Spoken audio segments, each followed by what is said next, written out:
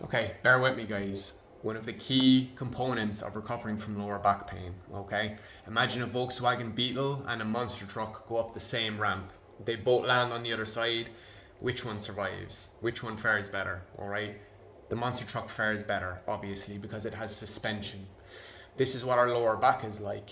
If we have some muscle and basic strength for our lower back and our legs, we have a suspension to absorb the force. This is why one of the key components that I teach in recovering from lower back is building basic leg and lower back strength. Follow me to learn more about low back pain. Peace.